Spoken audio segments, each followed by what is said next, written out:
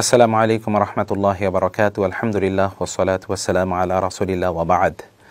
কোনো মসজিদের নাম কি আহলুল হাদিস মসজিদ রাখা জায়েজ আছে কিনা? আমরা এই ক্ষেত্রে কয়েকটি মূলনীতির কথা বলতে চাই। প্রথম যে মূলনীতি তা হলো মসজিদগুলোর নাম বেসিক্যালি আল্লাহ সুবহানাহু ওয়া তাআলার নামেই হওয়া উচিত। আল্লাহ সুবহানাহু ওয়া তাআলা কোরআনে বলেছেন ওয়া আন্নাল মাসাজিদা লিল্লাহি ফালা তাদউ মা'আল্লাহি আহাদা। মসজিদগুলোকে আল্লাহ সুবহানাহু ওয়া তাআলা বুয়ুতুর রহমান, বুয়ুতুল্লাহ, আল বাইতুল্লাহ এই নামে আমরা কোরআনে অথবা হাদিসের মধ্যে দেখতে পাই এবং মসজিদকে আল্লাহ সুবহানাহু ওয়া তাআলা তার সাথে সম্পৃক্ত করেছেন। কিন্তু এর পরেও আমরা কিন্তু দেখি যে মসজিদগুলোর নাম এর সাথে ব্যক্তির নামের সম্পর্ক আছে, যেমন মসজিদু আয়েশা, মসজিদু আবু বকর, মসজিদু ওমর এরকমও আছে। কিছু কিছু কবিলার নামেও মসজিদ আছে বলে এমন কিছু প্রমাণ হাদিসে পাওয়া যায়। ফলশ্রুতিতে এর উপর ভিত্তি করে ওলামায়ে কেরামের মধ্যে একটা বিশাল অংশ তারা মনে করেন যে আহলুল হাদিস এই নামে মসজিদ নামকরণ করা জায়েজ আছে। কারণ কি? কারণ হলো আহলুল হাদিস এটি তো একটি শরঈ পরিভাষা এবং এটি আহলুল হাদিস এটি একটি সম্মানজনক পরিভাষা। আপনি দেখবেন যে ইসলামী শরিয়ার যে বিশাল বিশাল গ্রন্থগুলো আছে হাদিসের এবং ফিকহের গ্রন্থগুলোতে, সেখানে দেখবেন ওয়াইন্দা আহলিল হাদিস, আহলুল হাদিসের নিকট, মানে এই বক্তব্যটি এরকম। অতএব এটি একটি শরঈ পরিভাষা, এটি একটা মর্যাদাকর পরিভাষা। এই পরিভাষার সাথে একটা বিশুদ্ধতার একটি সম্পর্ক আছে। সেই কারণে এর উপর ভিত্তি করে যদি কোনো নাম রাখা হয় তাহলে লা বা'সা বিহি ওয়ালা হারাজা ফিহি, এর মধ্যে কোনো সমস্যা থাকবে না আশা করছি ইনশাআল্লাহ। উদ্দেশ্য যদি এটা হয় যে এর মাধ্যমে আমরা বোঝাতে চাই যে এখানে দিনী যে আলোচনা অথবা দিনী যে আয়োজনগুলো আছে এবং এখানকার নামাজ বা সালাত আদায়ের পদ্ধতি সহ সব কিছু এগুলো সুন্নাহ মোতাবেক, সুন্নাহর বাইরে কোনো কিছুই হয় না, এরকম যদি একটি ধারণা মানুষকে দেওয়ার প্রসঙ্গে এখানে আসে, অথবা ধরুন এটি আরও সামাজিক অনেক ইস্যু সেখানে জড়িত, যেমন ধরুন আমরা সমাজে এমন দেখতে পাই যে কোনো মসজিদে এমনভাবে লেখা থাকে যে এখানে জোরে আমিন বলা যায় না, এখানে জোরে আমিন বলা নিষিদ্ধ, এখানে বুকের উপর হাত বাঁধা যায় না, এখানে এরকম যারা বলবেন তারা এই মসজিদে প্রবেশ করবেন না, তাদের জন্য এখানে স্থান নাই। এমন যখন কোনো সম্ভাবনা সমাজে তৈরি হয়, সেই ক্ষেত্রে যারা জোরে আমিন বলেন এবং এটি হাদিস দ্বারা স্বীকৃত, যারা বুকের উপর হাত বাঁধেন যা সহিহ হাদিস দ্বারা স্বীকৃত, এমন যদি কেউ মনে করেন যে আমরা সেখানে গেলে নির্বিঘ্নে অথবা আমাদের মনের মতো করে সুন্নাহ মোতাবেক আমরা সালাত আদায় করতে পারবো, তাহলে সেই ক্ষেত্রে এই চিহ্নিত করে নামকরণ করা জায়েজ আছে, তাদের কোনো সমস্যা নাই, ওলামায়ে কেরাম তাই মনে করেন। আর এছাড়াও তো আপনার সামাজিক অনেক প্রেক্ষাপট জানেন যে কেউ কেউ হয়তো বা কোনো মসজিদ তৈরি করেছে, কিন্তু অন্য কেউ হয়তো বা গিয়ে সেইটার উপর জোর জবরদস্তি করেছে বিভিন্ন কারণে। ফলশ্রুতিতে তাদের আইডেন্টিটির জন্যে যদি তারা এটি করে থাকেন, সেটিতে কোনো সমস্যা নাই ইনশাআল্লাহ।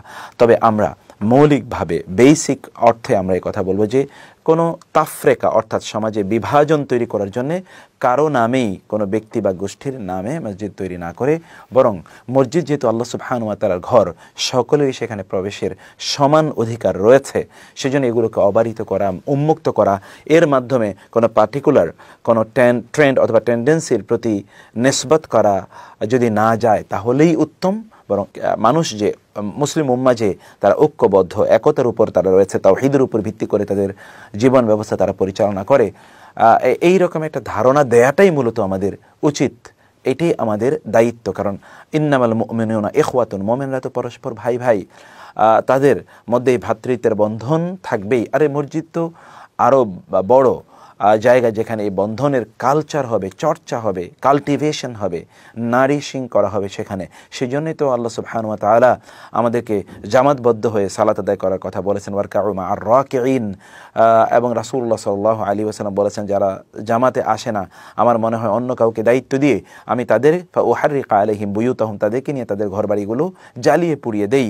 কারণ হলো মসজিদে যখন আমরা আসবো তখন আমাদের ভ্রাতৃত্ব বন্ধনটা আরও সুদৃঢ় হবে, পরিচিতি বাড়বে, কারো কোনো সমস্যা থাকলে সেগুলোকে আমরা সমাধান করতে পারবো। যদি পার্টিকুলার এমন হয় সেখানে অন্য কেউ তাহলে আসবে না, তাহলে তো ইসলামের যে ইউনিভার্সাল মেসেজ বা সামগ্রিকতা সেটা ব্যাহত হয়। তো সেই মোটা দাগে কথা বলার পরেও আমরা যে কথা বলতে চাই তা হচ্ছে যে মসজিদ আহলিল হাদিস যদি নামকরণ কেউ করতে চায় তাহলে এটি করতে পারে, কারণ এটি শরঈ পরিভাষা। এই পরিভাষায় এর মধ্যে এটি একটি মুবাহ পরিভাষা এবং উত্তম পরিভাষা, একটা মর্যাদার পরিভাষা, সম্মানজনক পরিভাষা। এই পরিভাষা নিয়ে কেউ মসজিদ তৈরি করার পর অন্যরা ইন্টেনশনালি তারা সিদ্ধান্ত নিয়ে এবং তারা বিকৃত করে এই সকল মসজিদগুলোকে তারা শিয়াদের মসজিদ অথবা কাদিয়ানীদের মসজিদ অথবা এরকম ষড়যন্ত্রকারী মসজিদ অথবা মসজিদে দেরার হলে বলে তারা যে এগুলোকে আখ্যায়িত করে থাকেন, তারা কিন্তু চরম অন্যায় করছেন। মনে রাখবেন, শিয়াদের মসজিদ তো শিয়াদের সালাত নামাজের পদ্ধতি ভিন্ন, এবং শিয়াদেরকে আপনারা অনেকেই মুসলমান মনে করেন না, সেখানে তাদের আকীদার মধ্যে বিশাল প্রবলেম আছে। গোটা পৃথিবীর মুসলমানরা ঐক্যবদ্ধ যে কাদিয়ানীরা মুসলিম নয়, কিন্তু আহলুল হাদিসের ব্যাপারে কি এইরকম কোনো কথা আছে? আপনারা যদি মনে করেন যে অন্য যে মাযহাবগুলো সে মাযহাবগুলো পরিশুদ্ধ এবং সেগুলো মানা জায়েজ আছে, তাহলে আহলুল হাদিস তো মাযহাব যে সকল কোরআন এবং হাদিসের উপর ভিত্তি করে তৈরি হয়েছে সেখান থেকে তারা সরাসরি গ্রহণ করছে। তাহলে সেটিকে সেই চিন্তা চেতনাকে গ্রহণ করতে আমাদের মনে সংকীর্ণতা কেন তৈরি হবে? আপনারা এটা করবেন না। এটা ভয়ঙ্করভাবে একটি গর্হিত কাজ, বরং এটি শরীয়ী পরিভাষাকে অপমান করার এটি নামান্তর। এছাড়াও দেখুন, আমরা যে কথা বলেছিলাম যে একটা আইডেন্টিটি মানে একটা পরিচিতির ব্যাপার, যখন আপনি এই যারা রাফুল ইয়াদাইন করে অথবা জোরে আমিন বলে, যারা এই সুন্নাহ মোতাবেক এই আমলটি করতে চায়, তারা যখন কোনো মসজিদ তৈরি করে যেখানে তারা নির্বিঘ্নে কাজটি করতে পারবে, তখন এর নাম যদি এটা না থাকে তখন এটা আইডেন্টিটি ক্রাইসিস তৈরি হয়। অন্যান্যরা তখন দাবি করে এটা শিয়াদের মসজিদ অথবা এটা কাদিয়ানীদের মসজিদ অথবা এটা ভিন্ন গোষ্ঠী বা জাতি, এরকম একটি প্রপাগান্ডা অন্যরা তারা ছড়িয়ে দেওয়ার চেষ্টা করে। ফলে যখন লেখা থাকে মসজিদ আহলিল হাদিস, তখন আর এই সম্ভাবনা বা এই সমস্যা থাকে না। আল্লাহ সুবহানাহু ওয়া তাআলা আমাদের প্রত্যেককে তাওহীদের উপর প্রতিষ্ঠিত হয়ে ঐক্যবদ্ধ থাকার তৌফিক দান করুন।